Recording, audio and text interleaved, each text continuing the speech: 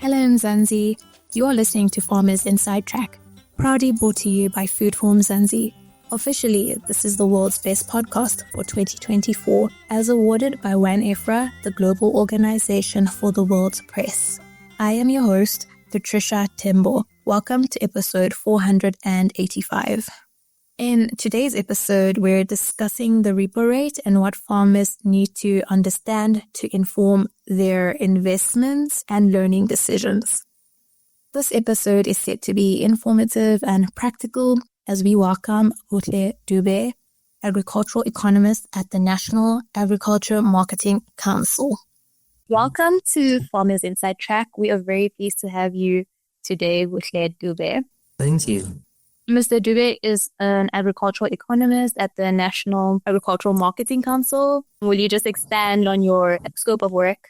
My name is Buhle Dube from the National Agriculture Marketing Council under the MAC division, which primarily deals with research. And under that MAC division, I specialize under the trade research. We focus mostly on market access in terms of understanding the agricultural trends in South Africa, from exports to imports, understanding also how the domestic market can be supported, and also sort of delving deep into the export competition to make sure that our industries are more competitive at an export level.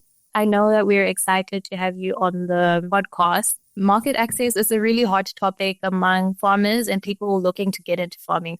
You're going to inform our listeners a bit more about the repo rates in the context of farming, break it down for farmers who are maybe struggling to understand, and how to apply what that means for their investments, their loans, everything. How does the repo rate impact interest rates for farmers taking loans to fund their operations or their business? How does the repo rate impact? As a farmer who is interested in his farm, it's quite important to sort of follow up on such issues, because the repo rate actually influences the interest rates at which banks can actually lend money to farmers, such as when the repo rate increases most of the time, banks also tend to also increase their lending rates. And this actually makes it more expensive for the farmers in terms of the loans. And conversely, you would expect that when the repo rates sort of decrease, the lending rates may also decrease, which makes it much more easier for farmers to take loans. Let's say you had to borrow 100,000 from a bank, let's say to purchase farming equipment, and the repo rate is at 3.5. The lending rate might be 6%. And if your monthly repayment is approximately 1,116, just making an example, and if the repo rate increases to 4.5% from, let's say, 6%, the bank's lending rate might also have to rise to 7.5%, which would make your monthly repayment sort of maybe 1,200, which is quite high. So it does have an influence on the interest rates at which commercial banks lend money to farmers. What is the interest rate that South Africa is supposed to be on? Is it a standard? And of course, ours is slightly higher than that. Maybe if you can explain how far off we are as South Africa in general in terms of interest rates. Currently, most people did come to realize from the recent updates that there are actually improvements which were made. The exact statistics are there at Stats SA, but it is interesting to note that it's actually becoming much more better than it was. And this will have a positive effect on the production cost, because, like I indicated earlier, when there are changes in repo rates, this also affects farmers in terms of how they operate, because this can affect production costs, particularly for those who, let's say, rely on credits from banks to purchase their inputs, such as seeds or fertilizers. So when it goes up, when there's a higher repo rate, it leads to interest rates on loans, and this will, of course, have an impact on production. So it's something that has to actually be followed up at all times, because it is constantly changing. But recently, there were new statistics which were released under the Reserve Bank, which are quite recent. You've explained how the repo rate will affect production costs, but maybe you can explain what is considered a high repo rate and what is a low repo rate, and how does that affect profitability? one would assume it's more profitable when the repo rate is low. Farmers can get more money, more cash flow out of it. Let's say you're a farmer and let's say you rely on credit from the banks to purchase fertilizers, seeds, and all of those things. Let's say it's at 3.5, the repo rate is low. You get a loan of 50,000. It will have let's say an interest rate of 5.5, resulting maybe in you paying 900 Rand a month. If the repo rate increases from that 3.5 that I stated to 4.5, your interest rate also might increase maybe to 7%. And this will make your monthly repayment to be higher than the current you have had at 3.5.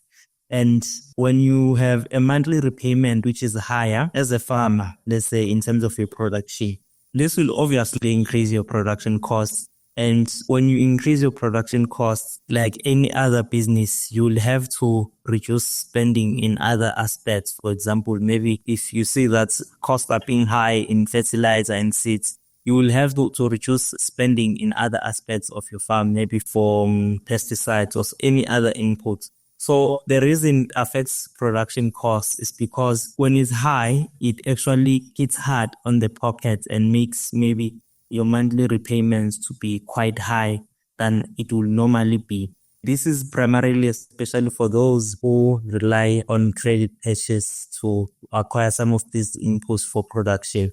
One of the questions he did ask was high repo rate and the low repo rate, to say, once again, a high repo rate can negatively impact your profitability as a farmer and also your cash flow. And this is important to note because higher interest rates on loans, they reduce profit margins for farmers. And it's going to be challenging to be able to sustain your business when your profits are actually reduced, as you stated earlier. And in contrast, when there's a lower repo rate, it can also maybe lead to lower interest rates. This sort of increases the farmer's profitability and you sort of have a better cash flow. I could make an example to say, let's say you borrow 200,000 from a bank at an interest rate, which is at 6%. Let's say it's a repo rate of 3.5 and your monthly repayment, let's say it's 2,000. And then after a good harvest, the farmer might have a profit of 50,000. And then in the second scenario, it will be to say, when you borrow the same amount of 200,000, but at a higher interest rate at 9%, let's say the repo rate is at 5.5, your monthly repayment will increase, let's say, to 3,000. And with that same harvest, your profits will decrease to 30,000 because of higher interest rates. So you are actually in business, but your profits are quite low because you are being hit hard in terms of your spending and interest rates and paying back such debts and loans. What advice do you have on making investment decisions with changing repo rates? The most ideal and basic thing is for farmers to actually be monitoring the repo rates changes and also to adjust their investments strategically according to what's happening. For example, when it gets better, the repo rate, you know that, okay, I might have to be more adventurous in my spendings, but when it gets more difficult, you might have to be more careful when you're spending. And secondly, it's quite important for any farmer to be able to diversify their investments and not put all their eggs in one basket. This actually helps them to be able to minimize some of the risks that are associated with interest rate fluctuations. And it's also important, as a third point, to keep an eye on inflation rates, because inflation rates can impact interest rates and your investments. But most importantly, I think it's being able to monitor these repo rate changes, to also monitor such inflation rates and pay attention to what is happening, because knowledge of such measures can actually be able to be an eye-opener for most farmers. How frequently does the repo rate change? Maybe in the time frame of a year, how frequently does it change? This year it's been twice. I think it's been twice, but most of the farmers, fortunately, there are reports which are constantly there, which keep an eye on inflation rates. From State SA, the Reserve Bank also does publish quarterly reports, and also different organizations in the agricultural sector and even outside the agricultural sector, they do provide information on such changes. They actually go in depth to explain the factors that affect the inflation rates, and also through this podcast actually engages farmers to be on touch. So in my perspective, any good farmer will actually be on the ground to always read reports, be it weekly, monthly, or quarterly, to understand, because some of these changes, when they take place, is not because there's something new, but it is because they've actually been ongoing at a smaller scale. So when a farmer has his eye on the ground and is constantly having information, reading and trying to monitor what's happening around their environment, it becomes more better for them to actually follow up on issues and be able to sort of adjust and plan accordingly in terms of their investments. So, our repo rates and just the macroeconomics of the country in general is very susceptible to the political state of the country and international relations. In the case where the repo rate does increase, what is your advice to minimize the negative effects of that? For example, we looked at our neighboring country like Zimbabwe, were very high, the repo rate. God forbid that doesn't happen in South Africa, but should the interest rate drastically increase, what would your advice be? I'll assume that you're asking me about maybe the practical steps for people who would be emerging farmers to say, what advice can I share with them, Because most of the time, it is usually the emerging farmers, young farmers who may not actually have sufficient knowledge about some of these matters. But to be able to shield themselves from negative effects of such interest rates, firstly, they must be able to develop robust financial plans. That would include them having clear budgeting and cash flow management, which is key to any agricultural enterprise. As small-scale farmers or as a emerging farmer, if you have a clear cash flow management, it will be easier for you to adapt, to strategically find yourself in a position where you know what is happening. So having a financial plan, which includes budgeting and cash flow management, is key. Secondly, I would say that as emerging farmers, maybe they might also have to explore alternative funding options from the government or from crowdfunding or community-supported agricultural programs to actually keep their funding options open. Thirdly, for any good farmer, it is always key to improve their farm efficiency and productivity to be able to reduce their reliance on credit. If you are a farmer and this year you are starting, in 5 years' time, you must be able to have a higher efficiency than you had from the previous years and not be stagnant. And this is key to you being able to actually reduce your reliance on credit, because once the whole farm or the whole business relies on credit, then you're most likely to be more exposed to such interest rates and be affected most of the time. Lastly, I will say from my experience, most farmers, especially small-scale farmers, who form cooperatives or who are part of partnership with other farmers, they tend to share resources such as, let's say, tractors, equipment, and all of those things. And it also reduces costs for them.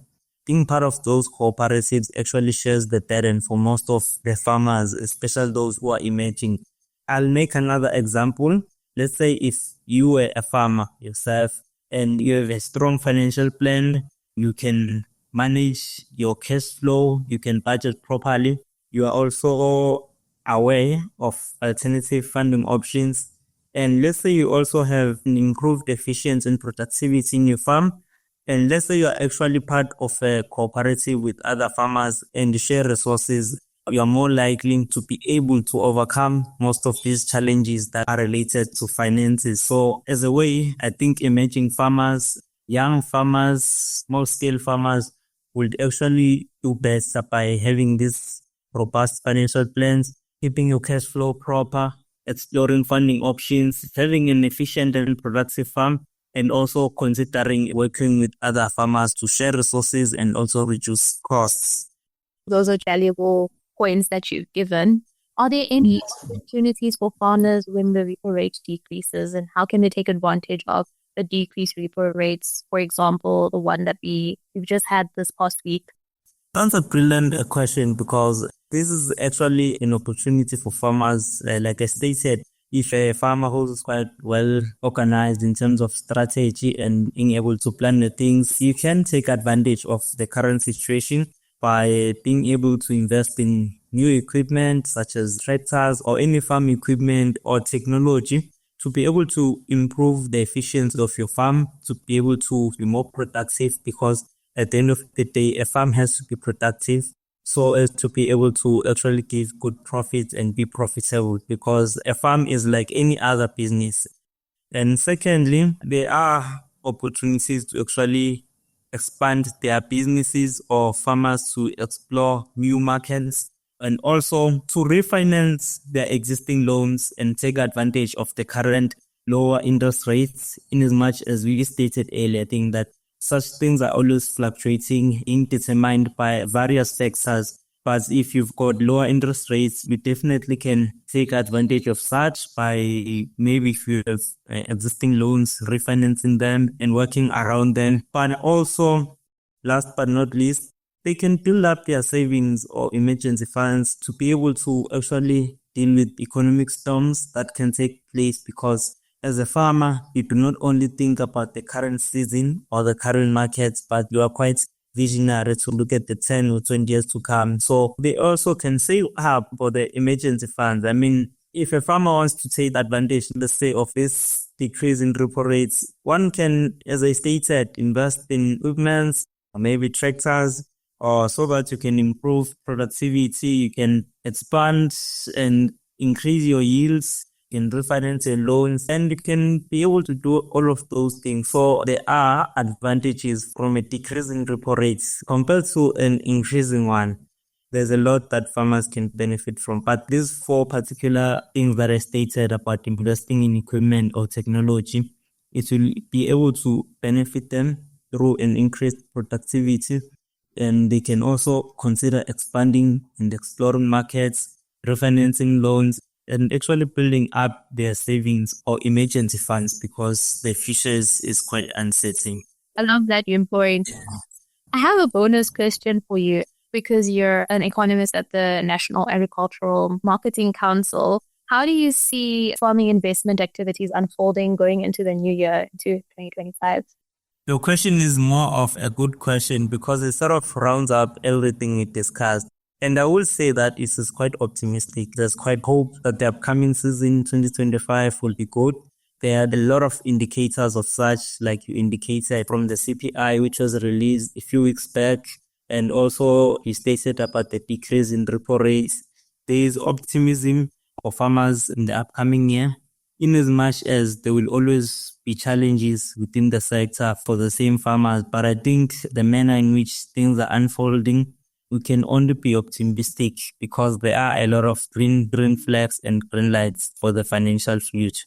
Thank you so much to Buhle Dube, agricultural economist at the National Agriculture Marketing Council. For more information on this topic, please visit www.foodformzansi.co.za. And that brings us to the end of this episode. Remember to subscribe to our podcast on your favorite platform. From me, Patricia Timbo, our technical producer, Megan van der Fent, and the rest of #Team Food for Mzansi, thank you for listening.